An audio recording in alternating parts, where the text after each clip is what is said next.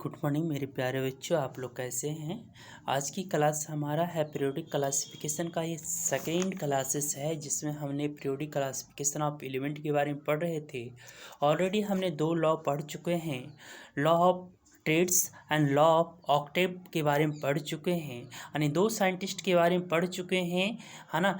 इसके अलावा जो थर्ड लॉ हमें पढ़ना है आज, जिसको हम लॉ ऑफ पीरियोडिक लॉ के नाम से जानते हैं, और इसके डिस्कवर करने वाला साइंटिस्ट या कहीं से एलिमेंट को अरेंजमेंट करने वाला साइंटिस्ट जिसका नाम क्या था, मेंडलीफ। मेंडलीफ ने जो लॉ दिया उसे पीरियोडिक लॉ के नाम से जानते हैं। Mendeleev is consider father of PT का मतलब पीरियोडिक टेबल, है ना, पीरियोडिक टेबल का फादर कहलाते हैं। इन्होंने अपना कंट्रीब्यूशन लगभग 1869 में शुरू किया और इनके पब्लिश जो हुआ 1872 में जो है पब्लिश्ड होता है। और जिस जर्नल में पहली बार इस पीरियोडिक टेबल को पब्लिश्ड किया गया जिसका नाम था जर्मन जनरल, और 1872 में जो है पब्लिश्ड किया गया। एक रशियन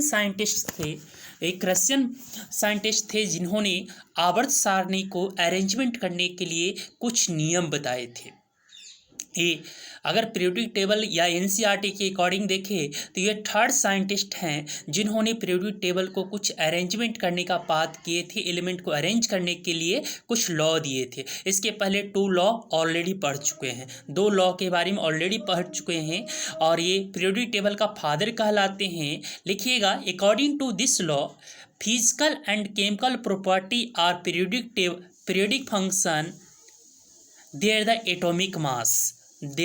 एटॉमिक मास। तत्वों के परमाणु भार के आधार पर भौतिक और रासायनिक गुण एक निरंतर आवर्त के बाद दोहराना शुरू हो जाता है। According to the atomic mass के आधार पर ये रिपीटेशन शुरू हो जाता है। किसके अकॉर्डिंग? मेंडलीफ के अकॉर्डिंग क्या पढ़ा आपने कि according to the this law physical and chemical properties are periodic function on their the atomic masses के अंदर क्या होता है, रिपीटेशन होना शुरू हो जाता है।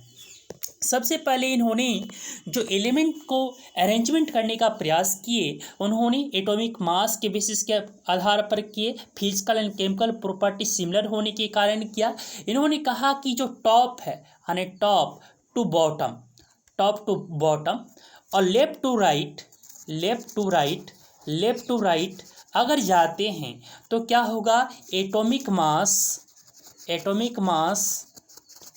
Was increased. एटॉमिक मास क्या होगा, इंक्रीज्ड होगा। Top to bottom, left to right, atomic mass was increased. Atomic mass क्या होगा, इंक्रीज्ड होगा। और इसी प्रिंसिपल के आधार पर अरेंजमेंट किया, एलिमेंट को अरेंज करने का प्रयास किए। और जिस समय इन्होंने अरेंजमेंट करने का प्रयास किए थे उस समय total number of element known थे 63। कितने एलिमेंट थे? 63 थे। First element hydrogen, last element जो था यूरेनियम था। सेकेंड लास्ट एलिमेंट जिसको कहते हैं सेकेंड लास्ट वो थोरियम था, जिसको इन्होंने अरेंजमेंट करने का प्रयास किया। सबसे पहले इन्होंने कुछ लाइन ड्रॉ किया और ये लाइन अगर है ना 8 जो है वर्टिकल लाइन ड्रॉ किया गया, 1 2 3 4 5 6 7 8 लाइन ड्रॉ किए टॉप टू बॉटम की ओर। किसके ओर? Top to bottom. एक टॉप टू बॉटम जो लाइन आ रहा है इसको क्या कहा गया, ग्रुप कहा गया। इस ग्रुप में कितने ग्रुप ड्राइव किया गया, 8 ग्रुप के बारे में बताया गया, 8 ग्रुप ड्राइव किया गया। इसके अलावा सेकेंड जो लाइन था जो हॉरिजॉन्टल लाइन था, और ये टोटल लाइन हमारा 1 2 3 4 5 6 7 और ये 7 टोटल पीरियड थे। और ये जो लाइन थे लेफ्ट टू राइट जो लाइन ड्रॉ किया इसको क्या कहते हैं, पीरियड कहते हैं, आवर्त कहते हैं। तो टोटल इन्होंने 8 ग्रुप और 7 पीरियड में डिवाइड किया। यानी हॉरिजॉन्टल लाइन क्या कहलाता है, आवर्त कहलाता है। टोटल 7 पीरियड बताए और उसके बाद टॉप टू बॉटम लाइन जिसको वर्टिकल लाइन कहते हैं उसको क्या कहते हैं, ग्रुप कहते हैं। क्लियर हुआ? इसके अलावा इसके पीरियोडिक टेबल का एक ब्यूटी और भी था कि इन्होंने एम्प्टी स्पेस छोड़ा, यानी बीच में क्या किया, खाली स्पेस भी पीरियोडिक टेबल में छोड़ा। इसका मतलब इनका विजन्स जो था क्लियर कट था कि फ्यूचर में भी कुछ एलिमेंट को क्या किया जाएगा, डिस्कवर किया जाएगा। तो इनके लिए और ये बहुत ही प्लानिंग के तहत इन्होंने अरेंजमेंट करने का प्रयास किया। यही कारण है कि इनको जो है पीरियोडिक टेबल को फादर कहा गया। तो देखो कि सबसे पहला एम्प्टी स्पेस जो छोड़ा, इन्होंने एम्प्टी स्पेस छोड़ा जिसके बारे में हम लोग चर्चा करेंगे अभी, है ना। एम्प्टी स्पेस जो छोड़ा जिसको हम लोग कहते हैं, क्या कहते हैं, पहला eka space boron family, eka space boron family में, जिसमें बाद में स्कैडियम को रखा गया, एससी को रखा गया, स्कैडियम को रखा गया। दूसरा जो खाली जगह छोड़ा जिसको एका स्पेस सिलिकॉन फैमिली कहते हैं, जिसमें क्या रखा गया, जर्मेनियम को रखा गया, जी को रखा गया।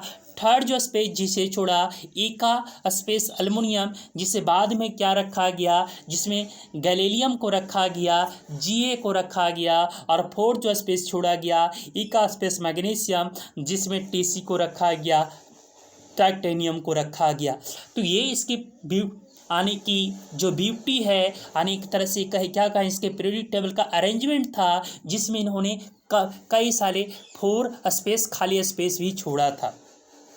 क्लियर हुआ। इसके अलावा जो इसकी बहुत सारे मेरिट्स थे, सबसे पहले इसमें कुछ पॉइंट देखते हैं जो एनसीईआरटी में मेंशन है। Modern periodic table contain vertical column is called group, मैंने ऑलरेडी बता चुके हैं। Horizontal row is called period के बारे में कहा। तो ये ऊपर से नीचे जो आ रहे हैं, है ना, ये जो लाइन आप देख रहे हो, ये जो लाइन ड्रॉ किया, ये लाइन क्या कहलाता है, ग्रुप कहलाता है। जबकि इस तरह की जो लाइन ड्रॉ किए गए जिसको क्या कहते हैं, पीरियड कहते हैं। ग्रुप कितने थे, 8 थे, और पीरियड कितने ड्राइव किए गए, 7 पीरियड ड्राइव किए गए। क्लियर है। Sorry.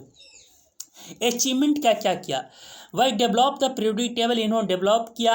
There were few instant where the Mendeleev had place the element slightly greater the atomic mass before the element slightly lower the atomic masses.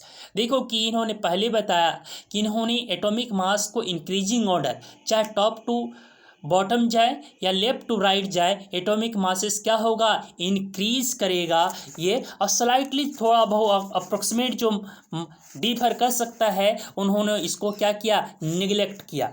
दूसरा, मेंडलीफ लेफ्ट सम gap, इन्होंने क्या किया, already बता चुके हैं। मेंडलीफ ने कुछ गैप छोड़ा पीरियोडिक टेबल में। Instead of looking upon gap defect, जिसको क्या कहा गया, gap as a defect, Mendeleev boldly predicate instant some element had not discover. इसका एकदम बोल्डली कहना था कि कुछ एलिमेंट को अभी डिस्कवरी नहीं किया गया है।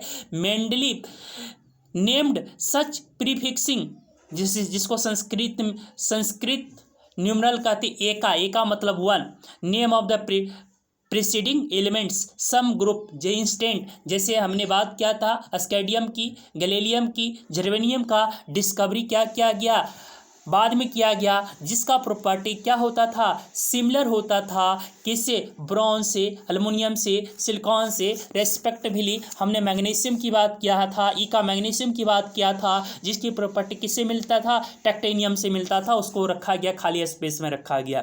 तो ये बात ही हो गया कि इन्होंने पीरियोडिक टेबल में जो है कई सारे स्पेस भी छोड़ा था। दूसरी चीज़ें, this is provided convincing evidence of the both the correctness and usefulness of the Mendeleev periodic table. Further, it was the extraordinary success the Mendeleev predication that is led the chemist not only accept the his periodic table but also recognized him the originator of the concept is a best. Noble gases like the helium, neon, argon has been mentioned in a namely contest before this. This gas was discovered very late because they are very inert and the present in the extremely low, बहुत ही कम मात्रा में concentration में पाया जाता है in our atmosphere. One of the strength Mendeleev periodic table was that when these gases were the discovered, they could be placed in a new group without any disturbing। आज भी जो हमने इनर्ट गैसेस को रखे हैं, noble gases को रखा गया है, उसको कहाँ रखा गया है?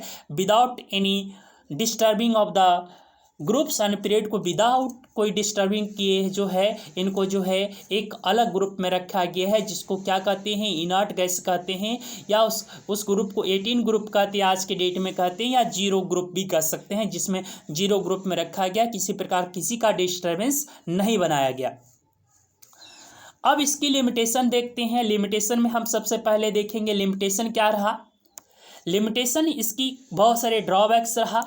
इलेक्ट्रॉनिक कन्फिग्रेशन आगे पढ़ाएंगे, इलेक्ट्रॉनिक कन्फिग्रेशन के बारे में। Till hydrogen resemble that alkali metal, देखो किसकी कमी जो है, हाइड्रोजन का पोजीशन नहीं बता पाना, क्योंकि हाइड्रोजन को कहाँ रख दिए गए? रिसेंबल किस पोजीशन में रखे गए? एक तरह से ये जो हमारा हाइड्रोजन ग्रुप है, या कह सकते हैं अल्कली मेटल्स हैं, उनके पीरियड में रखा गया with the hydrogen oxygen and sulphur to form combined compound having the similar formula है सोनी, सेम फार्मूला उसके साथ भी बना देता है।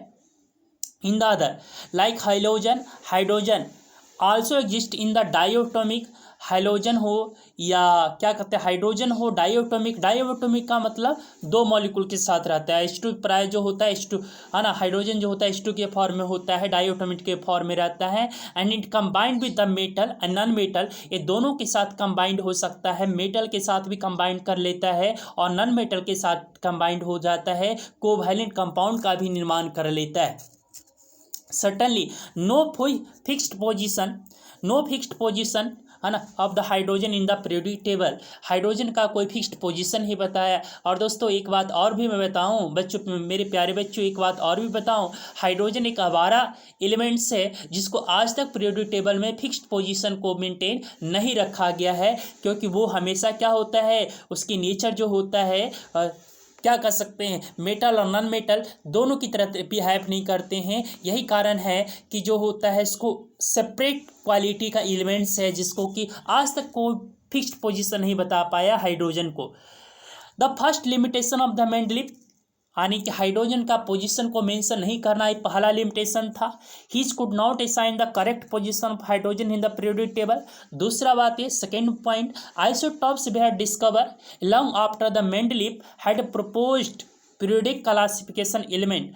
Let us recall the isotopes of the element has a similar chemical property but different। देखो isotopes बाद में जब डिस्कवर किया जाएगा, या एक ही एलिमेंट के कई सारे एटॉमिक मास जब डिस्कवर होंगे तो उनको कहाँ रखा जाएगा, किस पोजीशन में रखा जाएगा, इनके बारे में इन्होंने नहीं बता पाए। ये फेलियर रहे, ये मेन रीजन था जिसके कारण जो है इसके डेमेरिट्स रहा, लिमिटेशन रहा पीरियोडिक टेबल का, जिसके कारण जो है क्या कह सकते हैं मेंडलीफ का जो पीरियोडिक टेबल हुआ अल्टीमेटली इसमें बहुत सारे डेमेरिट्स आए। Thus, isotopes of all element posed a challenge of the Mendeleev के पीरियोडिक टेबल के लिए सबसे बड़ा चैलेंज हुआ। Another problems, atomic masses do not increase in the regular manner. दूसरी जो सबसे बड़ी कमी रहा, जो रेगुलर मैनर इन्होंने कहा टॉप टू बॉटम जाएंगे है ना, लेफ्ट टू राइट जाएंगे तो एटॉमिक मासेस क्या होगा, रेगुलर बेसिस क्या हो जाएगा, स्लाइटली इंक्रीज करेगा, लेकिन वो भी एक चैलेंज रहा। In one element contains to the next element, so that it was not possible to predict how many element could be discovered, कितने एलिमेंट का डिस्कवर किया जा सकता है बिटवीन द टू एलिमेंट, दो एलिमेंट के बीच में कितने एलिमेंट का डिस्कवर किए जा सकते हैं। Especially be are considered in the heavier element, और ये हैवियर एलिमेंट के बारे में नहीं कुछ कहा। और क्या कर सकते हैं, अल्टीमेटली जो होता है इसका पीरियोडिक टेबल भी क्या हो जाते हैं, फेल होते हैं। ताकि किस कारण से फेल हुआ, पहली लिमिटेशन क्या हुआ कि ये हाइड्रोजन का फिक्स्ड पोजीशन नहीं बता पाए। सेकेंड फेलियर का कारण क्या रहा, सेकेंड फेलियर का कारण मैंने बताया, या इसको देख लीजिए, सेकेंड पोजीशन फेलियर का कारण क्या रहा कि सेकेंड जो इन्होंने कहा कि लेफ़्ट टू राइट जाएंगे, लेफ़्ट टू राइट जाएंगे या टॉप टू बॉटम आएंगे, एलिमेंट क्या होगा, इंक्रीज करेगा। लेकिन ऐसा नहीं होता है, क्योंकि यहीं पर एक लिमिटेशन बता रहा हूँ कि इसके देखिए, है ना, Fe, कोबाल्ट, निकेल, इन्होंने कहा लेफ़्ट टू राइट भी जाएंगे तो इंक्रीज करेगा, लेकिन यहाँ पर एक क्या रहता है, फेलियर रहता है, फेलियर का पहला कारण।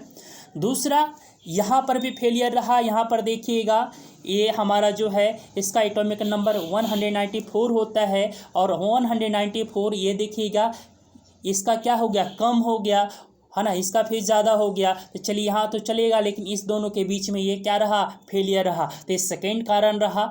थर्ड जो है एक ही एटॉमिक मास का अलग अलग आइसोटॉप्स, यानी एक ही एटॉमिक मास का अलग अलग एलिमेंट का अलग अलग एटॉमिक मास कभी कभी पाए जाते हैं, जिसको हमको आइसोटॉप्स कहते हैं, जिनको इन्होंने आइडेंटिफाई नहीं कर पाया, जिसका पोजीशन नहीं बता पाए।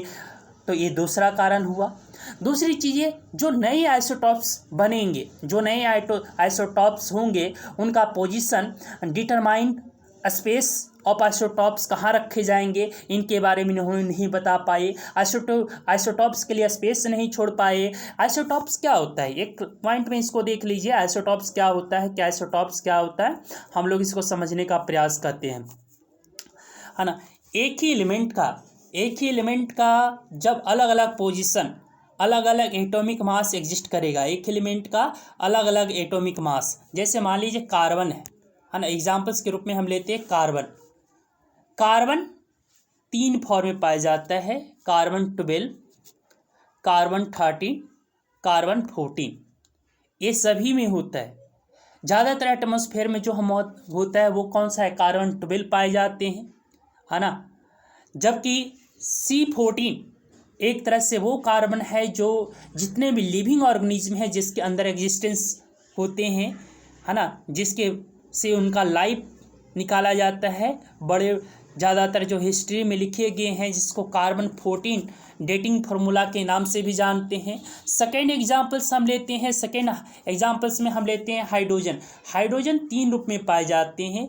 पहला हाइड्रोजन H1, है ना, जिसका एटॉमिक नंबर क्या होता है, 1 होता है। दूसरा H2, यानी कि जिसका एटॉमिक मास 2 होता है। और तीसरा जिसका एटॉमिक मास 3 होता है, जिसको ट्रिटियम कहते हैं। तो पहला हाइड्रोजन, दूसरा ड्यूटेरियम और तीसरा ट्रिटियम, ये 3 अलग अलग है। और 3 अलग अलग है तो एक ही हम आइसोटॉप्स का स्पेस के बारे में नहीं बता पाए, और जो नए एलिमेंट्स होंगे उनके आइसोटॉप्स अगर होंगे तो उनके स्पेस के बारे में नहीं बता पाए। ये मेन रीजन रहा कि जो हमारा मेंडल का पीरियोडिक टेबल रहा उसमें कई सारे डिमेरिट्स रहे, but again he is consider father of periodic table. Next class में हम लोग मॉडर्न पीरियोडिक टेबल से स्टार्ट करेंगे, और इसमें जो भी डाउटफुल है नेक्स्ट क्लास में आप लोग कमेंट कीजिएगा, उस कमेंट को रिप्लाई कर करके जो है इसको सॉर्ट आउट करने का प्रयास करेंगे। इसके अलावा अलग से भी लेक्चर लेंगे, जो डाउट क्लास होगा उसका। Thank you watching video, take care.